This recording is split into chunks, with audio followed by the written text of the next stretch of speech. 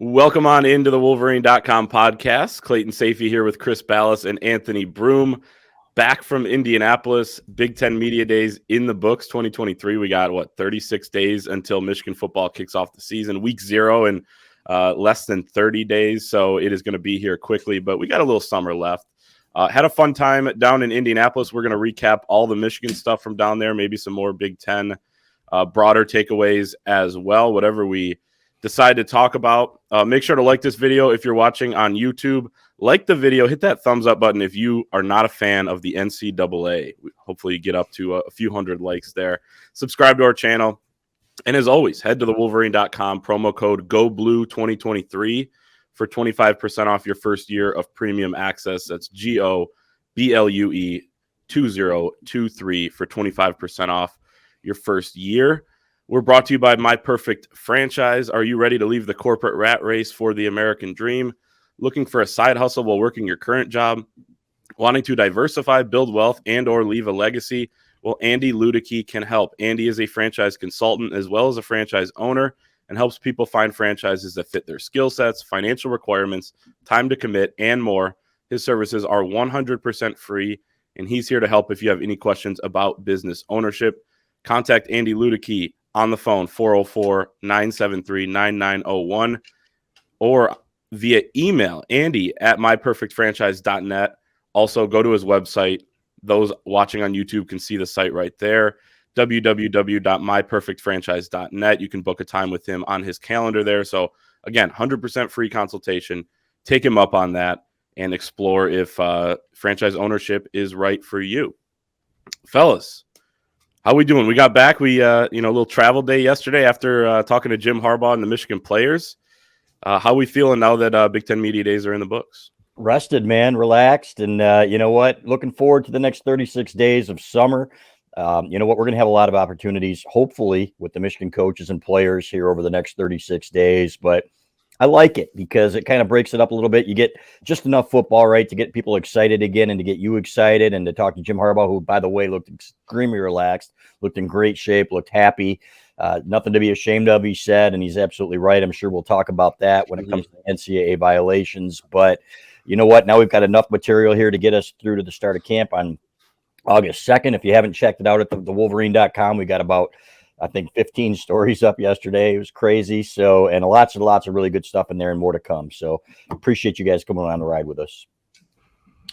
Yeah, I mean, the analogy that I keep using for it is it feels like the first day of school, right? You got all the beat writers there with their backpacks waiting outside, to get their bags checked, and you get inside. And thank God it wasn't an inside event because it was 97 degrees in Indianapolis yesterday. Bit of a scorcher, but yeah, it's nice to get that taste. And I know we'll get through it. We'll get to it, and it's not, not trying to take the wind out of the sails, but fairly business as usual. I mean, outside of the Jim Harbaugh NCAA investigation stuff, there's really not, because there's so many known commodities about this football team and not a ton of question marks. It really was more of a hello, how are you doing, as opposed to finding out all these groundbreaking things, which I'm sure we will over the next 36 days. But good to get down there. Good to see, members of other beats that we see a couple times a year. Good to see people from our own beat that we haven't seen all summer. It's just good to get back out there, and it's good to feel busy again. I like the school analogy. We're at a restaurant on Wednesday night, and Clayton walks by a table of competitors, and we're walking out. He goes, "Nerds." So that was not me. That was Anthony. Oh, it was Anthony. Oh my God, even better. I should have known. You bully. Just to be clear, yeah. Well, me, right. I'm projecting the things that happen to me to other people. You're pot stirring. That was great. It was fun, though. We had a great time. All good fun. Yeah. Well, sometimes. Yep. All right. What's up, Clay?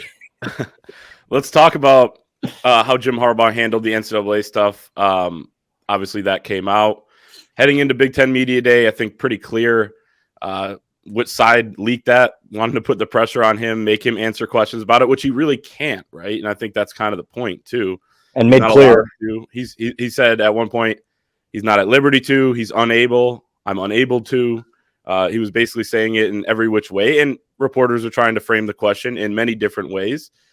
He obviously, I think some of them were, cover other teams or nationally and probably don't realize that he is just going to keep saying the same thing over and over if you keep asking him. But he said he would have loved to talk about it. He loved to lay it all out there. He cannot right now. He said nothing to be ashamed of. Pretty much status quo on how he handled it, right? Yeah, and basically what he said at the podium, he said, I would love to talk about it, frankly, and I think he will talk about it at some point. And I think what he will say is what he said at the beginning of spring ball when he said, you know what, if you compare us to perfect, we're not perfect. If you compare us to every other program in the country, we're probably as good or better than anybody else. And I think he's right. So, which is why, and we'll get to this as well, these donors need to start ponying up for this NIL and really help him get the collectives where they need to be able to compete because he's doing it the right way. They're not doing pay for play. They want to do things right, and he needs more support. So some of those donors need to step up. But he's absolutely right when he says, that he has nothing to be ashamed of. This is about a hamburger, as we reported initially several months ago, and committed recruits that came to town, on a whim. And I guess COVID had put a stop to some of the in-person recruiting, but these are committed recruits that just decided to come in and surprise them, and instead of sending them back on their way hungry, sees them and maybe buys them a burger, or allegedly buys them a burger. So, and then says he doesn't remember. He didn't even lie about it. He said he didn't remember. So, a common strategy, a defense strategy, I guess you would say. So, but you know what? He said I think about 7 or 8 people tried to bait him into saying something. And he said, I can't, you don't understand. I can't during the investigation. Didn't stop him from trying. Yeah. I mean, it's kind of funny to watch a lot of these reporters, especially some of them. And I'm not outing anyone. I'm just talking about the collective in general. Name names. They're not capable of playing the mental gymnastics that would coerce a response out of Jim Harbaugh. So it is funny to see a lot of people keep trying. And that's where it makes, the NCAA, because let's call it what it is. Like, they're the ones who leaked this to ESPN earlier this week. And it's just such weasel behavior. And it goes back to, this being essentially Jim Harbaugh is essentially being tried in a kangaroo court right now. That's my take on the whole situation. I mean, yeah, I get it. Technically, the NCAA is the governing body of intercollegiate athletics. And, you can't exactly tell them to pound sand, but all these other schools do it and get a slap on the wrist. But because Jim Harbaugh digs his heels in, they're trying to, I don't even say make an example out of him. Just they're mall cops. That's what they are. So the fact that they come out and they're, that report comes out, and then you've got these reporters trying to play, the tennis match with Jim Harbaugh and aren't getting served anything back because it's a legal matter. There are lawyers involved with the NCAA. There are lawyers involved with Michigan. There's lawyers involved, representing the interests of Jim Harbaugh. It's just such weasel behavior that goes back to why this is also frivolous in the first place. So I thought he handled it about as well as he could have. Like I said, he couldn't say anything, but even when Jim Harbaugh can't say anything, he finds a way to kind of weave in some of his personal feelings on it, saying we have nothing to be ashamed of. And trust me, I would love to disclose what happened. I think he kind of said it without saying it, that he thinks this is silly and a waste of time as well. But we'll see what happens with it. And so does just about everybody else, right, Clay, with the exception of maybe a couple rival fan bases. That's literally what I was about to say is, like, it's perfect because nobody likes the NCAA at this point. Nobody trusts the NCAA. I mean, we saw what happened with Tennessee, 200 violations. They could go to a bowl this year. They lost a couple scholarships and a couple recruiting hours or whatever it was.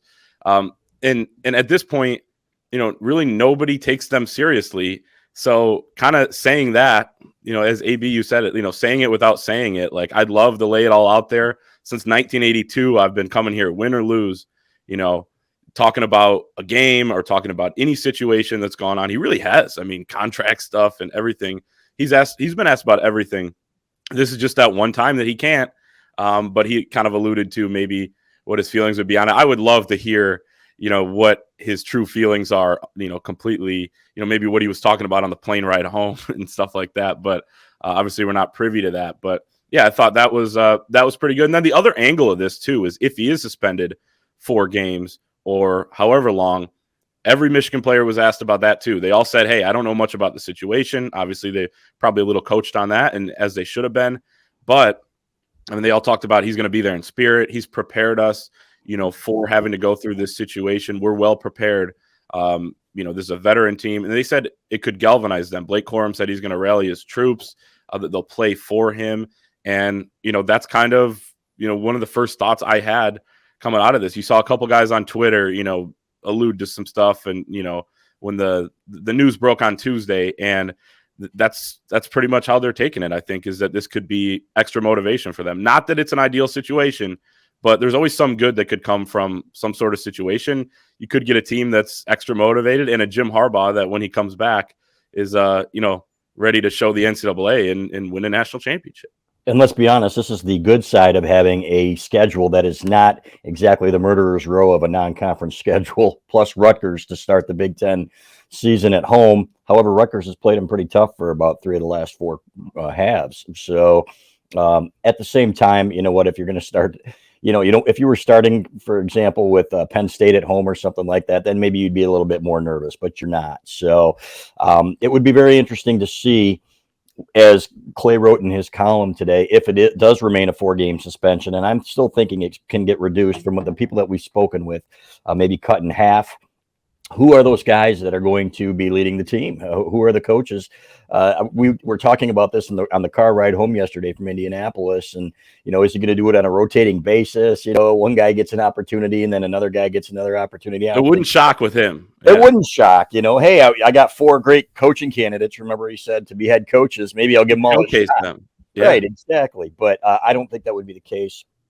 I think Sharon Moore is the guy after he serves apparently his 1-game suspension. So, which is crazy to me. Yep.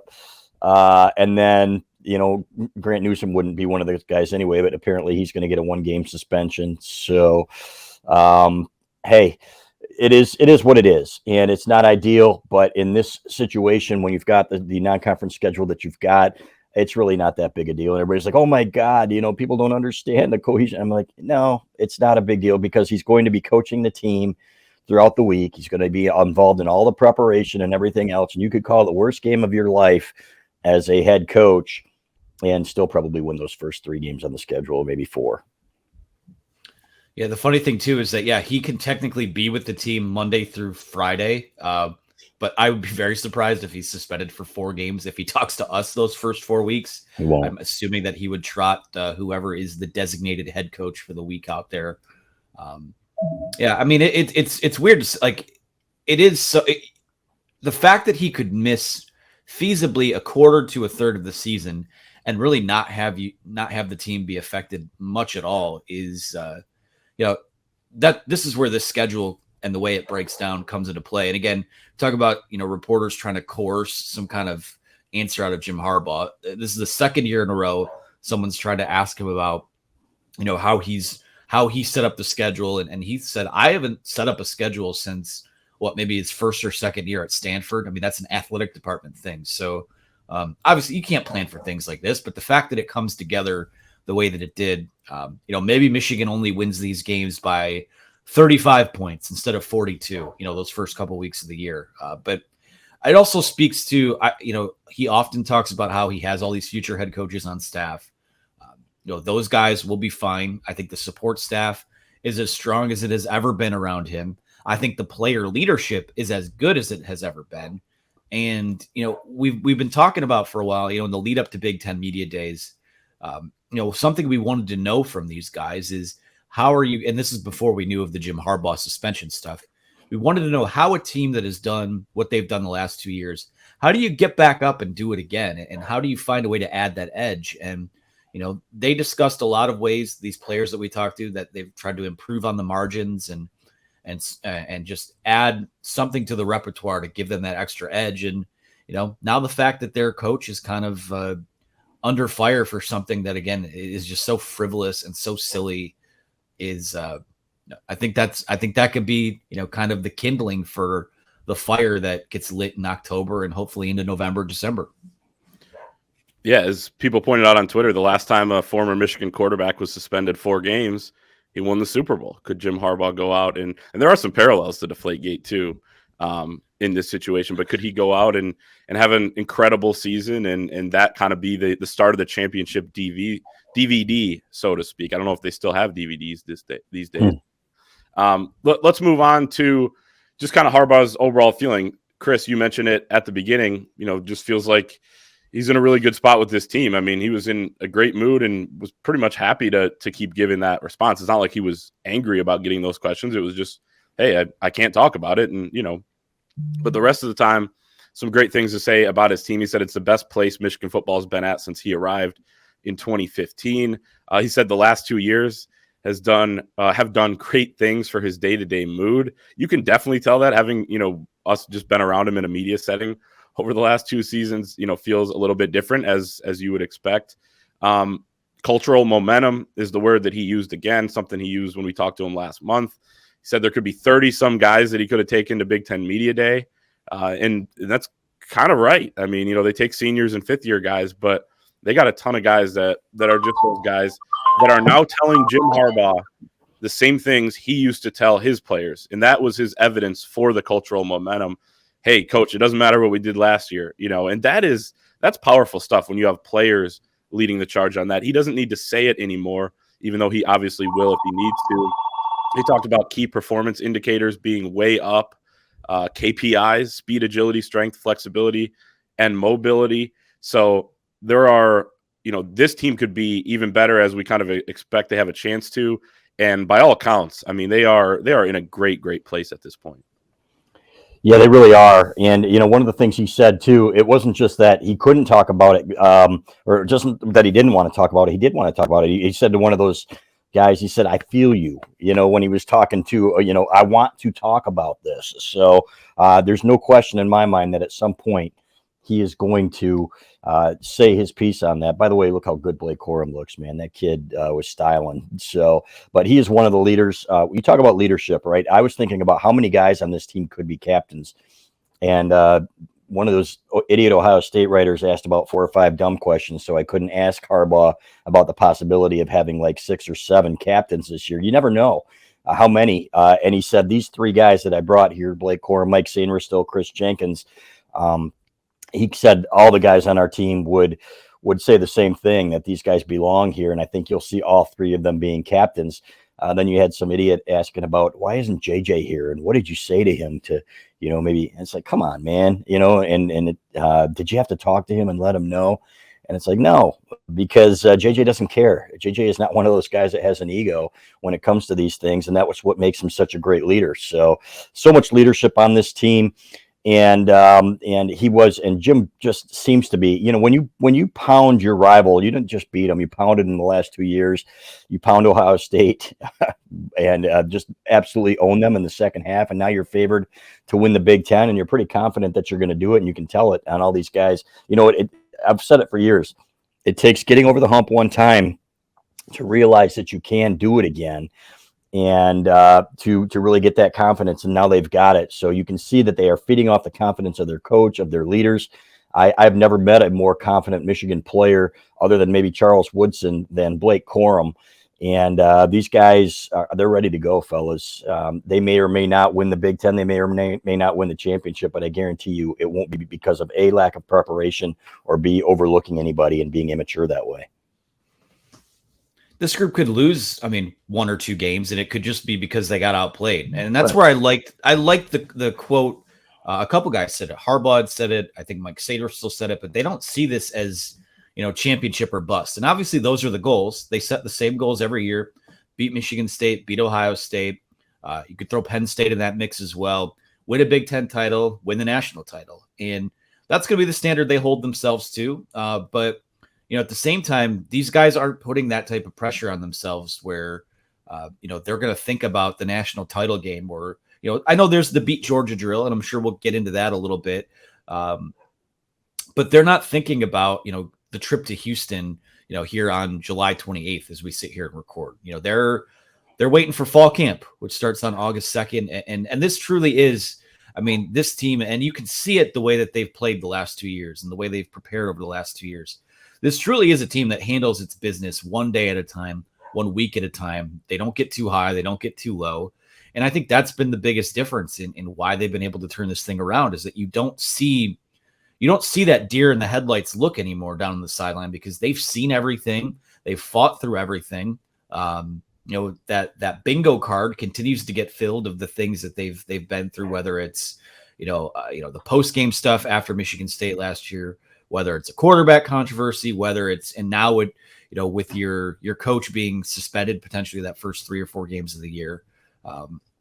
They've seen it all, and nothing really phases them. And if they lose it, they didn't lose to TCU because they didn't prepare effectively, or they didn't they overlooked it. Maybe they overlooked them a little bit. I don't know. I can't speak to what their prep looked like, but they just got outplayed that day. They didn't play their best game. Their opponent played a better game. And from a Michigan perspective, I think that just handling your business day in and day out is going to be what these guys do. And, it's why, it doesn't always provide for the best quote or the soundbite, but can't argue with the results. No doubt. Yeah. Day by day, kind of something that came up quite a bit, as you mentioned. Blake Corum has never been fully healthy against Ohio State. He was dealing with a high ankle sprain in 2021. Last year, I still can't believe he gave it a go. And you almost forget that he did, in a way. I was rewatching that game a couple weeks ago. In the beginning, it's like, oh yeah, Blake Corum started this football game. Donovan Edwards finished it, obviously. And then in 2020, they didn't play, clearly. And, he was asked about, does that give you some more motivation going against them? He said, I'm just, I'm excited to play him, but I'm just ready for August 2nd. So it just feels like these guys are in the moment right now. They're not overlooking anything, even though every single goal out there is at the back of their mind, as Blake said. Beating Georgia, winning the national championship, Ohio State, Michigan State, Penn State, pretty much win every game, and that's, they're going about it by doing their work on a daily basis. Let's talk position battles, because Jim Harbaugh, as he tends to do, it feels like he thinks there are about 40 starters on this team, which there are about 40 guys probably capable of that, or maybe more, maybe a little less.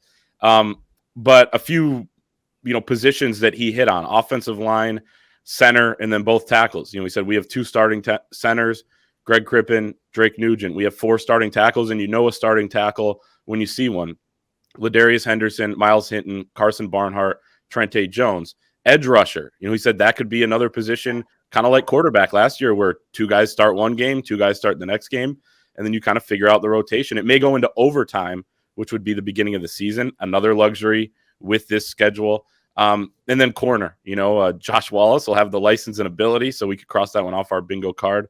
AB was thinking of making a bingo card for Jim Harbaugh going into the day, and each and every time he hit one of the things we joked about putting on there, I kind of chuckled to myself. That was one of them, Josh Wallace, and a few other guys in contention there. But your guys' thoughts on some of those position battles that Jim Harbaugh touched on pretty briefly? Yeah, and he said it's going to be like the quarterback battle last year. He said sometimes you just have to take it into the season to find out who's going to emerge in a game. For example, Cade McNamara had the lead from everything we'd heard in the fall up until the very end, when J.J. McCarthy put it all together. He started protecting the ball and then gamed out, man, right, against Hawaii. And there was no doubt about it. Everybody saw it, and which frankly, we all knew he was the more talented guy. And if you put it all together, that was probably going to be the case. And we said that. And that's exactly what happened. So it came a little bit earlier than we thought. And then, of course, Cade McNamara gets hurt, and the rest is history. So, but I think you're going to see that from the edge rushers, which guys produce in games. And that's what makes programs, when you've got it going and you reload instead of rebuild, that's what makes programs great, guys, is because it forces you to be your best every day. And if you bring it to practice every day, if you're a great practice player and you are forced to do that, there's that old adage, the cream always rises to the top. And that's exactly what's going to happen with these guys. So we're going to see it on the offensive line. We're going to see it at defensive end. We're going to see it at cornerback. There are still people in the building that are talking about Amorian Walker as the favorite, even though after what we saw in the spring, he was very inconsistent. They think he's very raw, but they think Steve Klinkscale will coach him up. So, but these are all position battles that need to play out, and I'm excited for it, because there are a ton of talented players on this team, guys that would start, second teamers, guys. The second teamers would start for maybe a majority or a good portion of the other teams in the Big Ten. And when I look at the position battles too, I hone in on the cornerbacks and I hone in on the offensive line. Given that, obviously number 2 cornerback to me is the biggest question mark right now in terms of who's going to wind up starting there. Offensive line, Harbaugh says that he has, as many as 10 guys that could be up for starting jobs. I think it's probably closer to 7. We'll see what winds up being the case there. But when it comes to the edge rushers, I mean, I'm not really worried about that being a position battle because all those guys are going to play, as we saw last year. And, really what you're trying to sort out is who's going to be on the field the most. And I think that Jalen Harrell's probably going to be one of those guys because of the fact that, he is a 3-down player. He can drop into coverage. He can rush the passer, can set the edge, stop the run. He does a lot of things that, it's not as flashy as the pressures and the sacks, but that's a guy that's going to be out there. And then from, Braden McGregor, Josiah Stewart, Derek Moore, like I said, all those guys are going to play and they're going to play a lot. And it might be a scenario where that changes week to week, depending on who's hot, what the matchups are and things like that. But, you look at that offensive line, you look at that cornerback room. I think backup quarterback is also going to be one that is hotly contested during camp with Davis Warren, Jack Tuttle, and Alex Orji in the mix for that. So, yeah, I mean, for a team that with so many known commodities, the fact that there are still some position battles to sift through and, guys are going to get injured too. So there, guy, you shouldn't sulk if you lose out on the position battle. You have to just kind of keep staying ready too. So I like Michigan's depth in all these areas. I think that they'll be fine. It's just a matter of who you write down, in the starting lineup when that first week comes along. And maybe it changes by week 3 or week 4, but we'll see what happens. Yeah, and competition is a great thing to have too, just because you're a good team. To have a lot of different options of guys that can play is a positive, and that's going to, raise the level of everybody. What else is great? It's Caldera. Caldera is just absolutely fantastic. They want to remind you that first impressions matter. No 2 ways around it. What's the first thing that someone notices about you? In most cases, it's your face, and more importantly, your skin. If you aren't already, it's time to put your best face forward. How do you do that? By adding in a skincare routine. And you know what? It's not hard. You just don't have the right tools until now. Clinically proven to reduce wrinkles, fine lines, and signs of aging, Caldera Lab is the leader in men's skincare and is here to save the day. Use our exclusive code MISH23, MICH23 at calderalab.com. That's CALDERALAB.com to enjoy 20% off their best products. Caldera Lab creates high-performance men's skincare products, and the regimen leads off their product lineup. A twice-a-day routine to transform your skills just takes about a minute in the morning, minute at night. So get 20% off with our code MISH23, MICH23 at calderalab.com, CALDERA lab.com. That's 20% off at calderalab.com by using the promo code MISH23. They sent us some stuff. It's been fantastic. So go and check them out. Appreciate them for sponsoring us. Let's get back into some Michigan football here.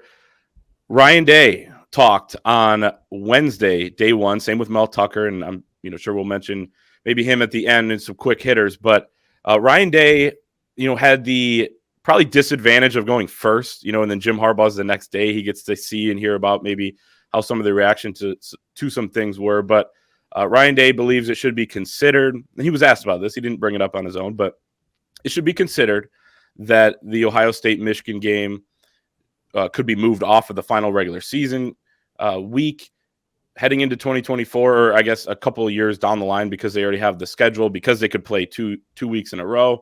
They could play 3 times in 5 weeks or 3 times in the season, given that we're moving to a 12-team playoff.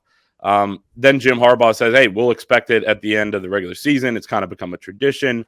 Didn't necessarily have much of an opinion on it, didn't go super in-depth on it, which is probably the smart play. I mean, you get people kind of, the social media reaction to Ryan Day because he's 1-2 against Michigan.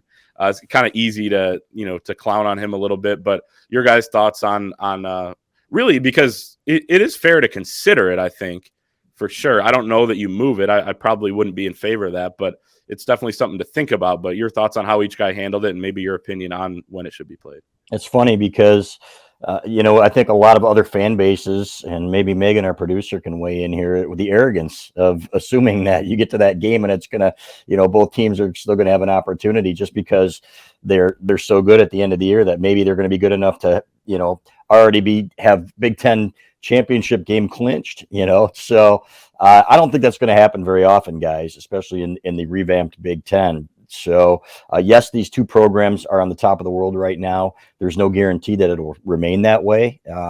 You look at what happened to Michigan for so many years. It takes one bad hire. I don't think that Ohio State will ever allow that to happen. They've become one of those Southern, by any means necessary, programs where, football means everything to the school. So, but we've seen it happen at Michigan, and we've seen it happen at Ohio State before. We've seen it happen at Notre Dame. We've seen it happen everywhere. So there are no guarantees. But to me, it's, it's tradition. You got to keep that game the last game of the year, flat out. Not just that, but everything in the season builds up to that game. There's no rival on the schedule that compares to Ohio State. It's not even close. There's no close second, fellas. This is the game, and to me, no, there's something wrong about it. And I remember when Dave Brandon was exploring that as Michigan's athletic director, 10 years ago, and everybody's like, this is ridiculous. And I still feel the same way about it. If you have to play back-to-back weeks, you play back-to-back weeks, and so be it. Yeah, to me, I mean, it's the discussion is warranted, right? Especially with the knowledge of the fact that these TV networks just have so much more influence than they ever have.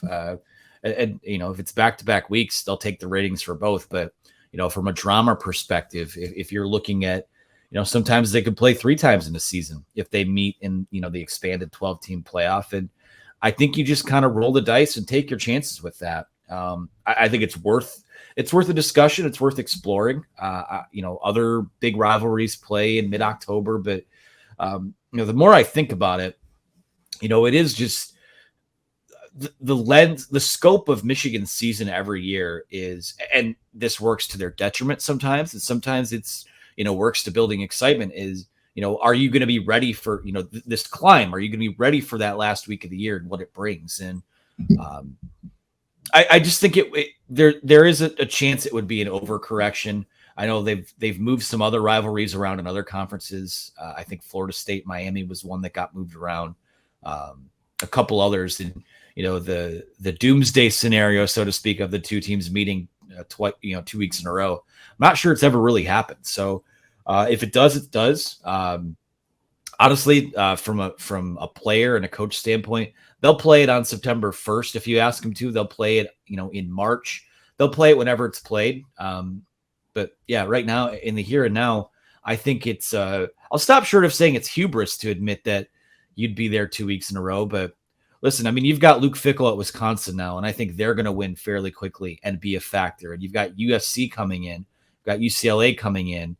Matt Rule, I think, is going to win. Now, maybe not as quickly at Nebraska, but they're going to be a factor out there. So I do think with the way things are going with the new scheduling format, with the caliber of coaches that are in this conference now, and the fact that your schedule isn't quite as set in stone year to year as it used to be in terms of, okay, maybe you go a couple years without seeing Penn State or Wisconsin or what have you. I think there's going to be a little more parity in this Big Ten than people are giving it credit for. And, I feel pretty confident that maybe Michigan and Ohio State is more often than not one of those teams playing for a Big Ten title. But like I said, I think it's a little... Don't correct something that you don't. This is another quote Jim Harbaugh had. Don't fix something that you don't know if it's broken yet. So play it out and see what happens. The Big Ten's only going to do these schedules 2 years at a time.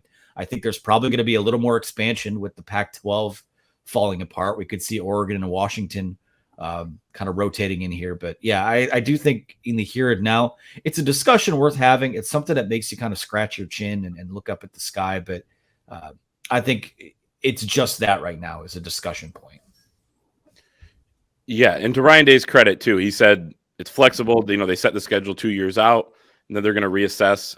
I did find Blake Corum's quote kind of amusing, and I know people kind of attribute it to him calling Ryan Day or saying that Ryan Day's comments was loser talk. I think it was a little different than that, but he did say it would be loser talk to suggest that they wouldn't go as hard in the first game knowing they're going to play the next week. He said, not my guys. My guys wouldn't do that. So, but, that one went viral, I think, on Twitter as well. And, of course, Blake Corum won't be here for any of that anyway, so it doesn't really matter. But it is funny when guys – we talked about this on the way home, too, when guys get asked about things. These are largely veteran guys that are sent down there, and they get asked about things in the future of college football that they will not be here for. And AB, that leads me right into one of our final topics, transfer portal and NIL. Jim Harbaugh said that basically. They said, how do you fix NIL? There's the legislation and NCAA is working with Congress and whatever. And he said, how do we know it's broken? And then he also, not double down, but just reaffirmed that he likes the one-time transfer rule as well. He was one of the first proponents of that 4 or 5 years ago, saying, hey, we need to let kids make the decision, not have to sit out, be punished for it. Now, I don't necessarily agree with him there, but he's been pretty adamant that continues to be his stance. Michigan's done a good job getting guys out of the portal. The guys that have left really haven't been that big of a blow. That could change if you start losing games and things like that. But right now they've handled things pretty well, and I think Jim Harbaugh is happy where things are at in terms of what the rules are. Maybe not with some of the rule breakers, but at the same time they need to up their game in NIL as well. They do. They need more donors to contribute to it, and they need the athletic department behind it 100%. I was talking to somebody who said, there was a coach on staff who was at a former school down south, and the AD, they asked the coaches what they needed for NIL, and he said, I need $10 million. And the AD went out and they raised it in a month. Right? So go do it. You've got the donors, quit hiding the little donor list or whatever, and quit competing for that dollar and go support your coaches, because that's going to be the future of your program. And you're not going to have a program to support on a high level if you don't do it. So that would be my message, number one. Number two, I don't agree with Harbaugh because I don't think NIL and the transfer portal work together. I'm the 1 year transfer rather, and the transfer portal work together with NIL, because here's the thing. Now you're just basically creating free agency. And if there is, you look at what happened at Michigan State with Keon Coleman and Peyton Thorne, and it's just like at the last second, you lose your quarterback and your receiver, and people can say, give various reasons for that. But to me, there's basically one reason, and they got pretty good NIL deals, and you can call it pay for play or whatever you want. That's just my opinion, my thought on it. So it doesn't work together. So I still think they have some things they have to figure out, and certainly Michigan has a lot to still figure out on the NIL. I give Champion Circle all the credit in the world. Number one, I think Jared Wangler and his gang are doing a phenomenal job, and they got to be careful in what they say about the support they're getting. In my opinion, they're not getting the support they need to get some more of these donors on board to understand the urgency needed here to fund that. And here's the thing too, is that to have a successful enterprise or organization or product, whatever it is, you invest in people. You don't invest in, buildings come and go and facilities come and go. You got to invest, in the people and giving them the resources they need to make yourself successful. And, if you're losing guys that want to come to Michigan, whether it be in football or basketball or whatever sport, because you can't offer, a competitive, opportunity. I won't even, it's not pay for play, but it's all about setting up opportunities. And, to me, I actually thought that Jim Harbaugh might have a little more to say on it, given the fact, he's been out raising funds this summer and is fired up about the trajectory of where things are going, but it's not moving fast enough. And there are too many hands in the cookie jar, in my opinion. I don't think it's as streamlined as enough as it need to be. But moving forward, again, it's slow incremental progress. I think that Michigan is doing it the right way from the way that they've kind of sold. Hey, we're not going to pay you to come here, but once you come here, we will get you taken care of. I think that's the way to do it. But still just too many factions and a little bit of, with a tinge of infighting and confusion about, what the path forward is. There's still some work to be done there. And you better figure it out, because you have a nice little window here to keep this thing going, but you got to also evolve yourself as the landscape is evolving, and that's Michigan puffs its chest out about being the leaders and best, and right now they're kind of lagging behind, and to me it's they're doing it deliberately, and I don't know why that's the case.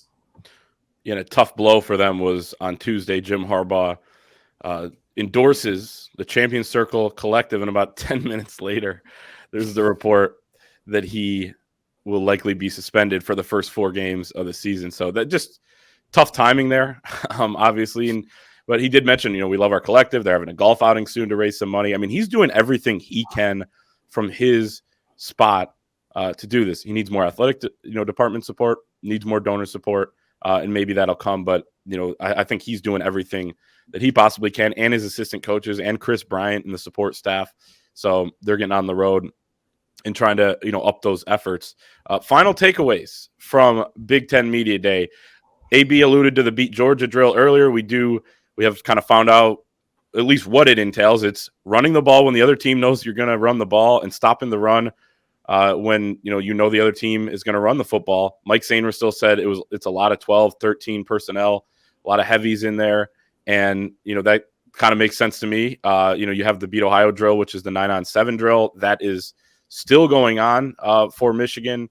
Blake Corum said he thinks he was cleared the other day by the doctor. He may call him back and just double check. He joked about that, but also seemed a little serious. But he's cleared for contact. He's ready to go. He said they probably won't throw him in Oklahoma drills right away, but he's good to go. And he just looked extremely happy to be back. Chris Jenkins at 307 pounds now. And, but all those guys were great to talk to. And any final takeaways that stood out to you guys, not just from Michigan either. I mean, from Big Ten or however you want to take it. Yeah, those are the ugliest colors ever for the Big Ten logo, number one. Number two, James Turner maybe has the lead at kicker, but Jim Harbaugh said, you know what, it's been 4 years since I worried about having to make a kick. So he said, we'll see. We'll roll the balls out there and see what happens. So Louisville transfers is that guy. Number three, that he hasn't heard at all from Mel Tucker after the tunnel incident. I guess that's they're still thinking. I don't know what the thought process is on that side. I think if, as a Michigan guy, if the Michigan kids had attacked kids in a tunnel, I think a lot of different fan bases would say that's unacceptable, and you're not making excuses for it. And you had Brady Hoke apologizing for Joe Bolden planting a stake in the field. The first thing I would do as a coach is I'd be calling, Mel Tucker or whoever, I don't care what university is, and saying, there's no place for that in our football game. So I thought it was interesting when Jim Harbaugh just basically said no when we asked him if he'd heard from Mel Tucker or talked to Mel Tucker since the incident. And other than that, just how relaxed they were, how confident they seemed. It was the Michigan of old. It was fun. You guys did a great job as always. Always fun being down there, and really the unofficial kickoff to Michigan football season. Yeah, not a ton of big takeaways. No, you'll see some of the bigger takeaways, throughout our written coverage throughout the weekend, and I'm sure we'll have some things to clean up when we're back here on Monday night. But items of note: Chris Jenkins said he wanted to play he wanted to get between 305 and 310 before fall camp. When I talked to him yesterday, he's up to 307. So mission accomplished there, assuming he doesn't, lose a bunch of weight in the next couple of days before camp starts. And a personal takeaway: too many 7:30 kicks this year. NBC's slate was, it's more of kind of a wish list. It's what they plan to broadcast, but Michigan's got a couple 7:30 kicks in there, one at Spartan Stadium, which, from that perspective, not worried about it. These people making Spartan Stadium out to be like it's the black hole in Oakland. It's not that. Like, let's relax. They'll be fine going there. They've played there at night. They've won there before.